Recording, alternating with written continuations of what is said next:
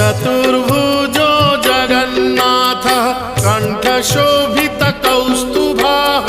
पद्मनाभो देवगर्भश्चन्द्रसूर्यविलोकनः जगन्नाथो लोकनाथो नीलाद्रीशः परो हरिः